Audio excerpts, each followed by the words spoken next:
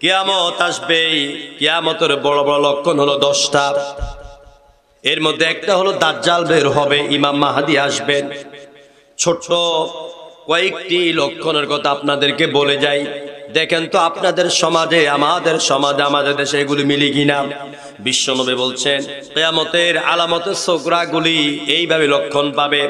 1 নম্বরে ইযা তুখিদাল ফাইউদুয়ালা, যখন গনিমতের মাল ব্যক্তিগত সম্পদে হস্তগত হবে, পরিণত হবে। জনগণের মাল নিজের মাল বলে দাবি করবে। জনগণের টাকা বাংলাদেশ থেকে সিঙ্গাপুরে এগুলি সব পাচার করবে। চিল্লায় বলেন ঠিক কিনা? মানুষের সম্পদ হস্তগত করবে কিছু ব্যক্তি, যারা দুরাচার, যারা দুশ্চরিত্রের এবং যারা ডাকাত। 2 নম্বরে ওয়াল আমানাতু মাগনামান, আমানতের মাল লুটের মালে পরিণত হবে। ব্যাংকে টাকা রাখবেন, আপনি টাকার জন্য যাবেন, দেখবেন ব্যাংক দেউলিয়া, ব্যাংকে টাকা নাই, গেল কই, গেল কই? আমানতের মাল সব লুটেরদের হস্তগত হয়ে যাবে। 3 নম্বরে ওয়াজ যাকাতু মাগরামান, ইসলামী শরীয়তের 5টি খুঁটি, ঈমান, সালাত, তারপরে আপনার সাওম, হজ, যাকাত, 5টি খুঁটি। এটার মধ্যে একটা হলো যাকাত। এই যাকাত দিয়ে ইসলামী রাষ্ট্র ব্যবস্থা গঠন হয়। যাকাতের অর্থ দিয়া মিল হয়, কলকারখানা হয়, ইন্ডাস্ট্রি হয়, বড় বড় ধরনের বিভিন্ন প্রতিষ্ঠান হয়। আর এইগুলি হওয়ার পরেই এলাকার দেশের বেকার যুবকদের কর্মসংস্থানের ব্যবস্থা করে দেওয়া হয়। যাকাত, আমার দেশে যেই পরিমাণ কোটিপতি আছে, সব কোটিপতি যদি ইসলামিক রাষ্ট্র হতো, যাকাতের টাকা দিত, এত পরিমাণে মিল, কলকারখানা, ইন্ডাস্ট্রি, শিক্ষা প্রতিষ্ঠান গড়ে উঠতো, আমার দেশের কোনো যুবক ভাইয়েরা বেকার থাকতো? বেকার থাকতো না। আজকে যুবকদের হাতে পিস্তল কেন? আজকে যুবকরা ছিনতাই করে কেন? আজকে যুবকরা বেকার হয়ে যাচ্ছে কেন? কর্মক্ষম হচ্ছে কেন? কারণ যুবকদের কর্মসংস্থানের ব্যবস্থা তেমন ভাবে নাই। যেখানে চাকরির জন্য যাবে, কোন দল করিস, তোর বাপ কি করতো, মাটির তলে যেটা ওইটা কি করতো, এর আগেটা কি করতো। তারপরে অনেক যুবকরা ঢাকা শহরে ম্যাট্রিক পাস করেছে, এমএ পাস করেছে, ডিগ্রি পাস করেছে, ইন্টার পাস করেছে। গত পরশু এক রিক্সাওয়ালার রিক্সার মধ্যে উঠলাম, উঠার পর দেখি সে সমানে ইংলিশে কথা বলে। বললাম, ভাই তোমাকে বড় স্মার্ট বয় মনে হচ্ছে, আসলে তুমি কি রিক্সা চালাও কেন? কয়, হুজুর ডিগ্রি পাস করেছি, আজকে 2 বছর ঘুরতেছি কত জনের পায়ে পায়ে, মামু নাই, খালু নাই, টাকা নাই, তাই চাকরিও হয় না।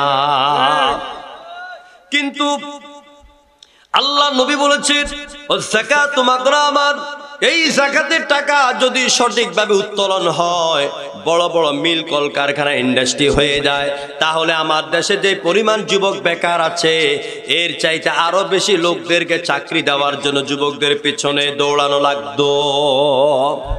প্রিয় বন্ধুগণ, আল্লাহ নবী বলছেন কিয়ামতের আগে এই যাকাত দিতে গেলে এরা যাকাত দেওয়াকে জরিমানা মনে করবে। কি মনে করবে? জরিমানা মনে করবে। আমার এত টাকা যাকাত না, এটা দেওয়া সম্ভব না। আর বেটাই যাকাত দেওয়া তো ফরজ। যে ব্যক্তি যাকাত দিতে অস্বীকার করবে, সে কাফের হয়ে যাবে।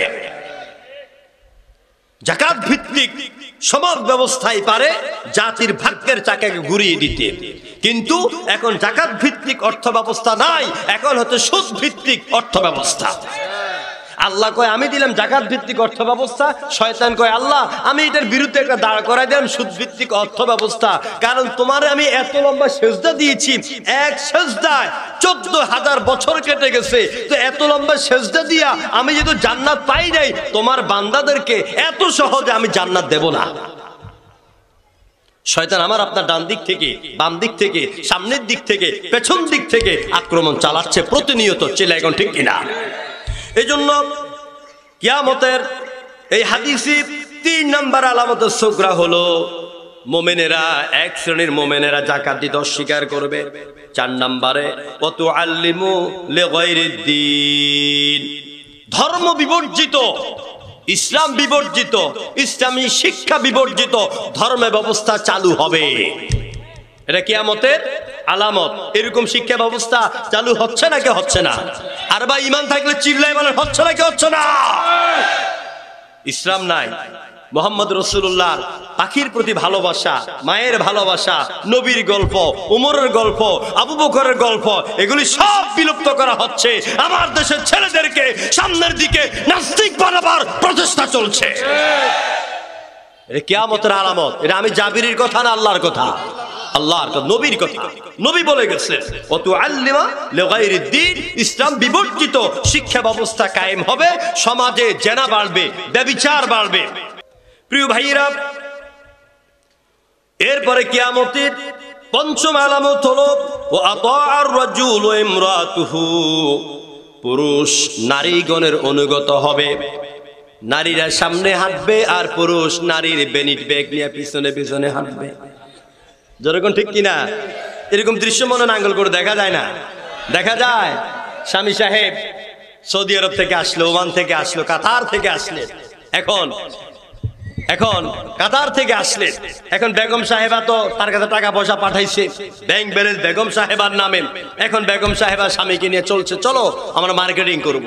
এখন মনে হয় যেন এই বেটা বিদেশে 2-4 বছর থাকিয়া বাংলাদেশে সব ভুইলা গেছে। এখন ম্যাডাম সামনে সামনে হাঁটে, হ্যাঁ, এটা পরিচয় করে দেয়, এটা আমার বন্ধু, এটা ভাইয়ের দোকান, এটা কাকুর দোকান, এটা আমার ফ্রেন্ডের দোকান, হ্যাঁ। আর স্বামী সাহেব বোকার মতন পিছনে বেনেডি ব্যাগ লইয়া হাঁটে, নিজেই যায় কাপড় পছন্দ করে, 3 পিস পছন্দ করে, আলতা লিপস্টিক পছন্দ করে, আর স্বামী বেটাকে বলে দাও টাকা দাও, ব্যাগ থেকে বাইরে করো টাকা। আমার ভাইরা, এটা হচ্ছে কিয়ামতের আলামত, যে স্ত্রীরা সামনে নেতৃত্ব দিবে আর পুরুষ পেছনে বেনিডি ব্যাগ নিয়ে হাঁটবে। এরপর আল্লাহ নবী বলেছেন ওয়াক্কা উম্মিহি ওয়া আদনা সাদিকাহু ওয়া আকদা আবা, এমন একটা সময় আসবে, এমন একটা সময় আসবে, ছেলে মা বাবাকে মূল্যায়ন করবে না, মা বাবাকে কোনো দাম দেবে না, মা বাবাকে সম্মান দেবে না, মা বাবার কথা শুনবে না, মা বাবাকে বাদ দিয়ে দূরের শ্বশুর শাশুড়ি বন্ধুর মা বাবাকে নিয়ে ছেলেটা ব্যস্ত থাকবে। এই অবস্থা আছে না আমাদের মধ্যে? জনগণ আছে কি না?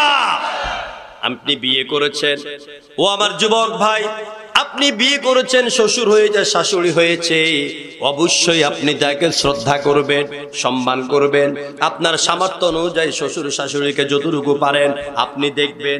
কিন্তু তার মানে এটা নয় শ্বশুর শাশুড়ির কথায় আপনি সরকির মতো ঘুরবেন। আর আপনার গর্ভধারিণী মা, যেই মা আপনাকে 9 মাসের অধিক পেটে ধারণ করেছে, কত রক্ত ঝরেছে, কত কষ্ট করেছে, বাবা নিজে না খাই আপনাকে বড় করিয়েছে, বিদেশে যাবার সময় জায়গা বিক্রি করেছে, জমিন বিক্রি করেছে, আপনাকে আজ অর্থশালী বানালো, আপনি ওই মা বাবাকে ভুলে গিয়ে অন্যের মা বাবা নিয়ে আপনি লাফালাফি ফালাফালি করবেন। এটা কিয়ামতের আলামত। কিসের আলামত? এটা কিয়ামতের আলামত। নবীজির এই হাদিস অনুযায়ী কিয়ামতের 7ম আলামত হলো ওয়াদুহারাতিল আসওয়াতু ফিল মাসাজিদ, সমাজে সুন্দর সুন্দর মসজিদ হবে। বুঝতে পারতেছেন? সুন্দর সুন্দর মসজিদ হবে, মনোরম দৃশ্যের মসজিদ হবে, কিন্তু ওই মসজিদে নেতৃত্ব দিবে সুদখোর, মদখোর, জুয়াখোর। যে ব্যক্তি ইয়াবা ট্যাবলেটের ব্যবসা করে নেতৃত্ব দেয়, যে ব্যক্তি মদের বোতল লইয়া পড়ে থাকে, যে ব্যক্তি 5-10টা নারী নিয়ে হোটেলের মধ্যে ধরা খায়, ওই ব্যক্তি হবে সমাজের সভাপতি। নাঙ্গলকোটে অবশ্য নাই। আমার ভাইয়েরা, ওয়াজুহারাতিল আসওয়াতু ফিল মাসাজিদ, মসজিদের কমিটির নেতৃত্ব নিয়া মসজিদের মধ্যে চিৎকার বাৎকার শুরু হয়ে যাবে। ওয়াসাদাল কাবিলাতা ফাসিকাহুম, সমাজের নেতৃত্ব দিবে পাপাচারেরা, পাপিষ্ঠরা। ওয়া কানা যাঈমুল কওমি আরযালাকুম ওয়া উকরিমার রাজুলু মুখাফাতা শাররি, আর নিকৃষ্ট লোকেরা যখন সমাজের বিচার করবে, সমাজের বিচার আচার করবে, সবচেয়ে নিকৃষ্ট লোকেরা, যাদেরকে আপনার বাড়ির কামের লোক রাখতেন, আপনার বাবার সময় ওরা বদিল্লা দিত আপনার বাড়িতে, আজকে তারা সমাজের বিচার করে। আছে না নাই? আমার ভাইয়েরা, এইগুলি সব নবীর কথা না, আমার কথা। এগুলি কিয়ামতের আলামত। সমাজের যে ব্যক্তি নিকৃষ্ট লোক, যার হাতে অস্ত্র থাকবে, তার একদল বাহিনী থাকবে যাদের প্যান্টের চিপায় LMG, আদমজি 48 থাকে। আছে না? এগুলি থাকে, ওর পেছনে পেছনে হাঁটে। নেতাটা এত ভয়ানক, এত দুশ্চরিত্রের লোক, ওইটার সামনে দিয়া যদি আপনার মতো নিরীহ নামাজি লোক যান, যদি আপনি সালাম না দেন, আপনি সালাম দিলেন না, আপনি অন্য কাজে ব্যস্ত আছেন, সালাম দিলে আপনি চলে গেলেন, আপনার দিকে এমনি টেকরায় তাকাবে। আর লোকদের এটা কাটারে গেল, জোরে কোন এটা কাটারে গেল, বা এটা তো উমুকের ফোলা, ওরে কালকে আমার কাছে ধরে আনবি, ওরে ধরে আনি সালাম দেওয়া শিখাইয়া দিবি, জোরে কোন ঠিক কিনা? এরকম চলছে না কে চলছে না? আল্লাহ নবী বলছেন ওয়া উকরিমার রাজুল মুখাফাতা শাররিহি, এইসব খারাপ লোকদেরকে ভয়ে ভয়ে লোকেরা বলে আসসালামু আলাইকুম ভাই, হ্যাঁ ভাই বড় ভাই আসসালামু আলাইকুম। এই সালামটা হবে ভয়ের, ভয়ের কিসের সালাম? এটা ভয়ের সালাম দিবে, ওরে কিন্তু কলজা থেকে সম্মান করে সালাম দিবে না। আমার ভাইরা, কিয়ামতের শেষ আলামত হচ্ছে জোহারাতিল কায়নাত ওয়াল মাআজিফ, নর্তকীরা চতুর্দিকে তাদের সয়লাভ হয়ে যাবে, গান বাদ্য সয়লাভ হয়ে যাবে, গানের আয়োজন করবে, যাত্রার অনুষ্ঠান করবে, যাত্রার চান্দার জন্য যাবে। কোন ইমানদার যদি ওই গানের চান্দার টাকা না দেয়, তাহলে লাত্তি মেরে তার দোকানপাটের সব উলট পালট করে ফেলে দেয়। এগুলি হচ্ছে কিয়ামতের আলামত। শেষ আলামত হচ্ছে অশুরিবাতিল খবর, মদ, জুয়া, তারপর নেশা জাতীয় দ্রব্য যা আছে এগুলির সয়লাভ হয়ে যাবে। আজ মদের আড্ডা বিভিন্ন জায়গায় বসে, মদ বিক্রি করার অনুমতি দেওয়া হয় রাষ্ট্রীয়ভাবে, চিল্লা বলো ঠিক কিনা? আমার সোনার টুকরো যুবকেরা, হীরকখণ্ড যুবকদের চরিত্রকে বিনষ্ট করার জন্য কিছু কিছু নিকৃষ্ট নেতারা হাতের লাঠির মতন তাদেরকে ব্যবহার করে তাদের হাতে মদের বোতল তুলে দেয় আর নারী ভোগ করা টাকা তুলে দেয়।